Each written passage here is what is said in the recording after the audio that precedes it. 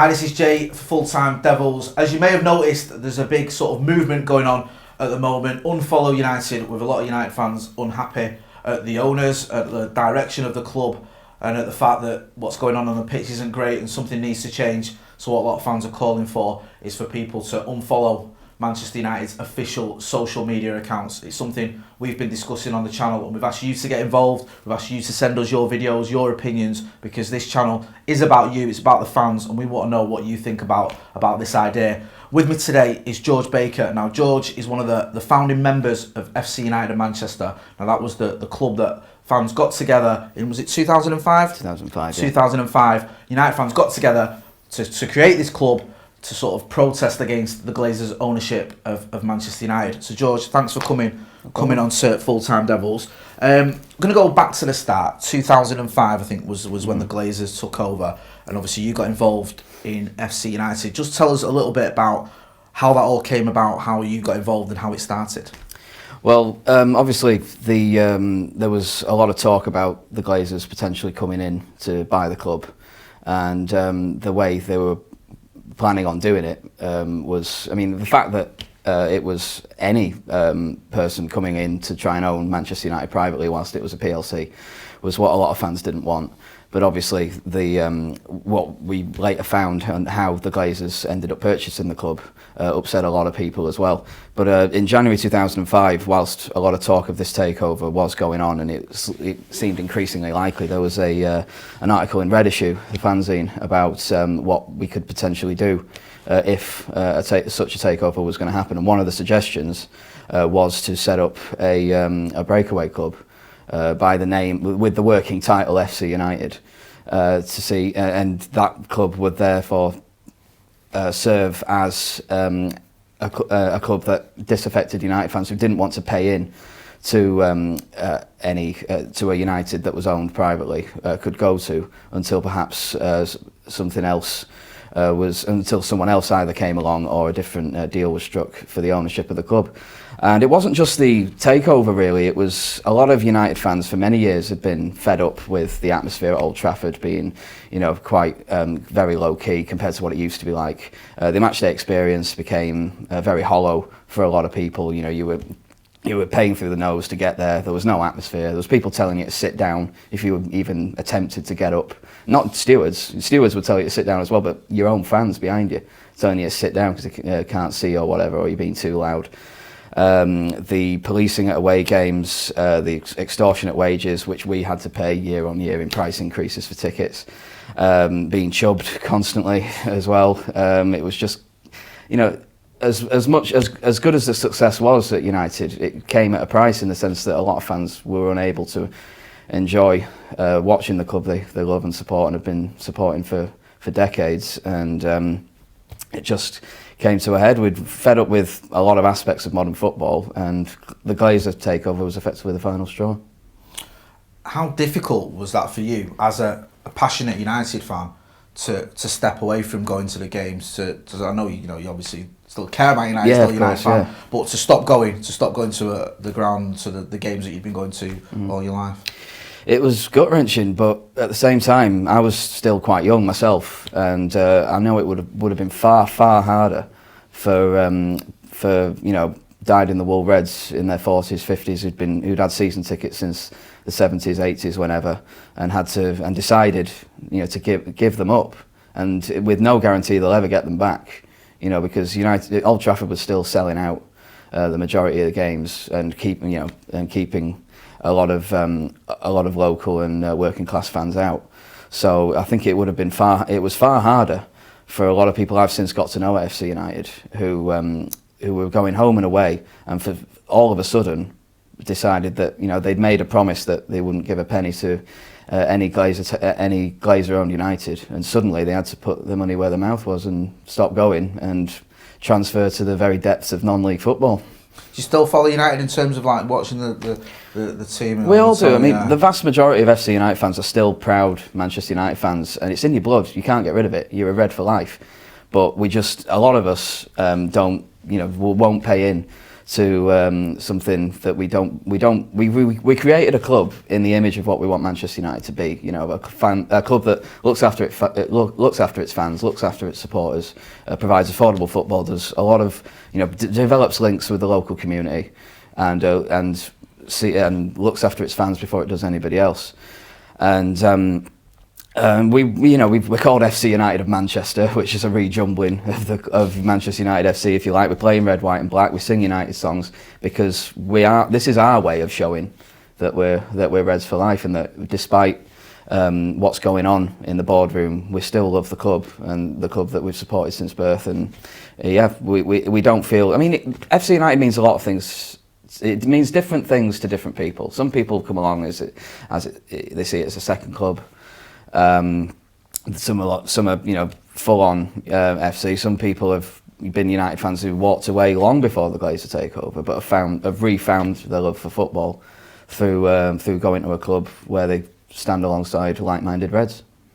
What do you make of the Unfollow United movement, as someone who's been involved in the process as well, and seeing this sort of modern day version of a process? What do you make of it all? I mean, the parallels are interesting because you know, it's a protest movement that's happening around towards the end of the season. We're not particularly doing very well on the pitch. We're not particularly. We're very disillusioned with what's going on in the boardroom. But it seems to be a modern version of, because as we were chatting earlier, you said that for a lot of fans abroad, it's the only way they can send a message to the Glazers. Or to Woodward, to the owners, to the hierarchy at United, is to boycott their online presence, because that's where, you know, their support for United exists. They can stop buying merch, they can stop buying any official products, but that's all they can do. I'll applaud any initiative that tries its best to send a message to the Glazers, but I honestly think that more needs to be done. In the sense, like back in 2005. You know, people were saying, "Oh, we're going to walk out at half time." I hear there's a few people going to try and do that at the Cardiff game on Sunday, trying to leave early. But it's been done, that sort of thing, and it didn't work. You know, a lot of people said, "Oh, you know, I can't walk away from United. I'm going to fight from within." There is no fight from within if you continue to pay into the club. So, you know, people saying that, you know, I want the Glazers gone. It's no good wearing a green and gold scarf and paying your money into Old Trafford, because the Glazers don't care. They've got your money. They don't care about a scarf with different colours, and they don't care if they've got a few thousand less people following them on Twitter and Instagram. What would matter is if they could visibly see an empty Old Trafford. But that is asking the earth.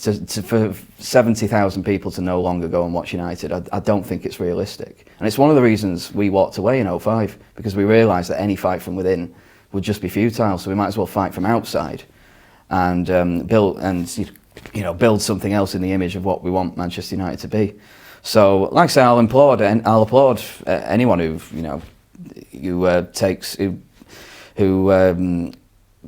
posts the Unfollow Man United hashtag, who unfollows them on social media, if anything, to get a message to the Glazers. But more needs to be done. Do you think? Don't want to sound too negative, but do you think we missed the chance in 2000? Do you think 2005 was the chance to oust the Glazers, or to get them to reconsider? Do you think that chance may have passed now? Maybe, because it's such an uphill battle for a family like the Glazers, with the assets and the money that they had, or the lack of money they had, the assets that they threw the club onto. It's just such an uphill struggle to get so many people on side. I mean, you look at on the same page with regards to being against the owners. You look at clubs in Europe who seem to be able to just, Germany and Italy, who just seems to just be able to empty entire stands and stadiums immediately. They all seem to be on the same page, but it doesn't seem to happen with English football clubs. And I think 2005 probably was the chance. Shareholders United were a lot closer than a lot of people think to getting an overall majority in the club. And if we could have just held out a little bit longer, who knows what could have happened. The whole Red Knights thing came along a few years later, and that gave a few people hope, but it fizzled into nothing in the end. And now that the value of, you look at how much money clubs are spending on players now, in turn, the value of the football club has gone up and up and up. I think the Glazers bought it for between 500 and 700 million or something like that. And now but you're right, it's gone up and up. It's something like 3-4 billion now, and the only people who would be able to to wrench it away from the Glazers. Some not very nice people with a lot of money. Yeah, I was going to ask you about that without getting into detail, but like there's certain sort of royal families from certain areas that you mentioned. You mentioned earlier about the Red Knights. Maybe that's obviously didn't work. That fizzled out a little bit. Do you think there can be for want of a better word, happy ending to this? Do you think we can somehow get a movement that gets United fans, maybe rich United fans or whatever, or some owners that care together, or do you think that has passed? I mean, I wouldn't want to predict anything because anything's possible, but every football on and off the pitch constantly surprises you. So I wouldn't say never, but it seems increasingly unlikely that because one individual to buy. I mean, there was tabloid rumours about Jeff Bezos of Amazon. Yeah, I saw that, the Amazon guy. And I think the only reason that story came out was because he's the only individual in the world who could buy a club like United outright with his own money. I think he's just gone through divorce, so he's lost about 10 billion as well. I So don't think he's looking yeah. to invest in a club in Manchester. I might be wrong, but I doubt that's top of his priorities at the moment. I saw something else where the richest, one of the richest men in Britain, or the richest man in Britain, is a United fan apparently. Yeah. It was someone saying he's going to buy the club, but then when you look at it, I think he was interested in Chelsea a few years ago. And but how easy is it to put together a story like that? Yeah. United fan, a lot of money. Oh, he's going to buy the club. Yeah. There's nothing else there, is there?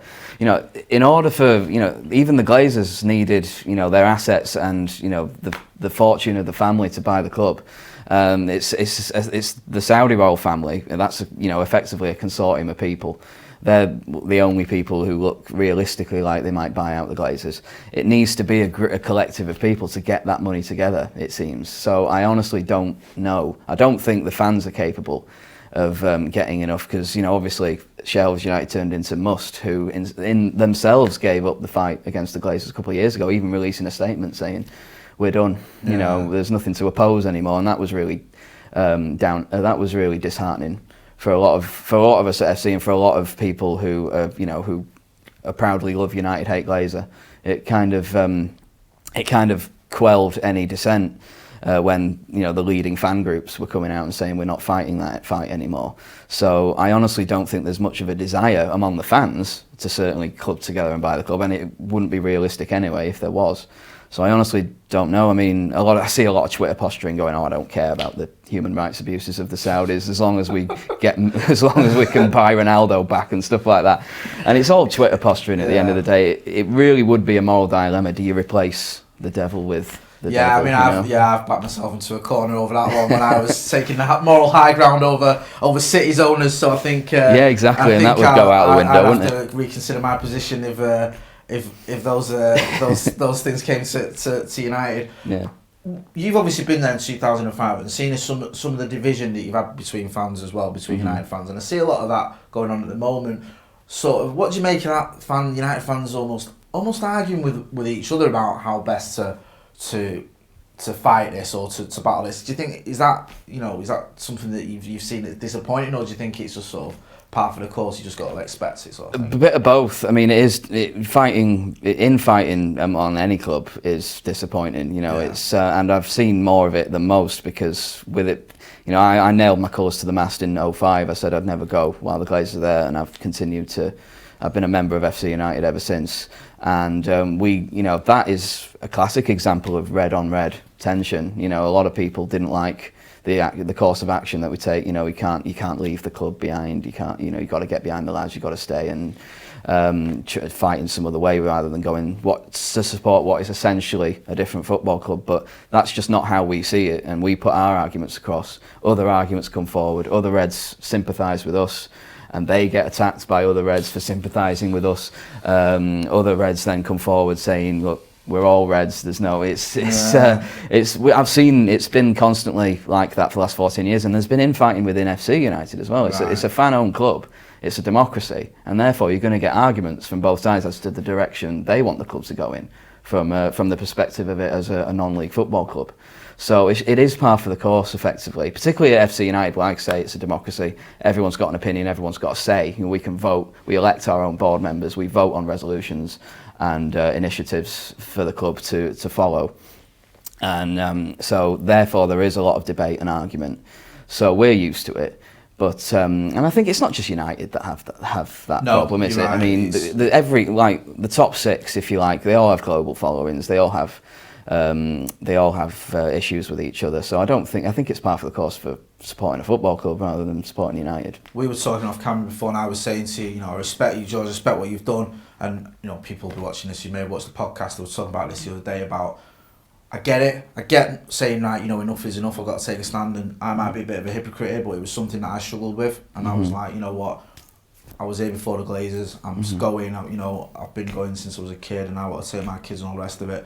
But I think one thing I was thinking, we do this, so we have these sort of feelings because we care. We give a shit about United. It's our club, and it's it is saddening to see. We see a lot of it on the channel because we have a lot of global fans who say, this is the way forward, and we have some of the fans that have different opinions, and we've always said at Full Time Devils, we don't have one voice, we have lots of voices. Yeah. And absolutely. What's the sort of current situation with FC United and Manchester? Because a few people might not know what's going on with those games. Well, we've just been relegated for the first time, which is very sad, but it's not the end of the world. There was a lot of problems when we moved into our own ground in 2015.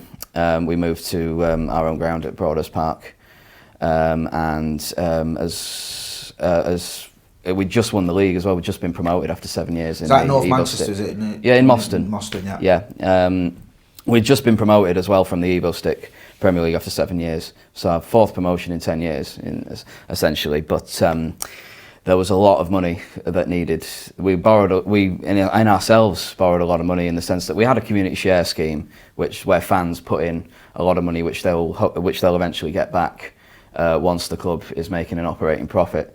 That helped fund the stadium. There was various grants and loans that helped build the stadium, but obviously there was a loan stock scheme as well. Obviously all that needs paying back, and despite the fact that we get relatively large crowds for the sixth level of English football, some of the biggest, most of that money needs to go back into paying off the debt we took on to build up. We were so desperate to get to our own ground because we were renting in Bury for 9 years, and then we were a bit nomadic the season we won the league. We were playing at Stalybridge, we were playing at Curzon Ashton, but all around, Tameside, Greater Manchester area. So we were desperate to, build a footing and get our own ground, and we were messed around a little bit. We had a site earmarked at 10 Acres Lane, which would have been great, but then the council decided it was too close to the Etihad. So they scrapped it.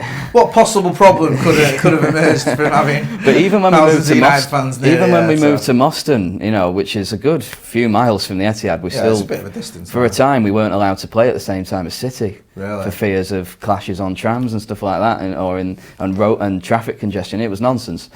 But we finally ironed out all that. There was, a new board was elected that I was a part of in 2016. Which took over from the previous board, who a lot of fans were unhappy with because there was a lack of transparency, and there were other issues. But like I say, we had our own. Fan ownership isn't necessarily the answer to everything. It's been a tough ride, but it's been really enjoyable. I mean, I would recommend it to any United fan. We exist for disaffected United fans, or even fans who just want a day out and to stand and be able to drink while you're watching the game. To have a beer, to have a sing-song and everything. It's perfect for any United fan, and I would encourage anyone to come along now and again.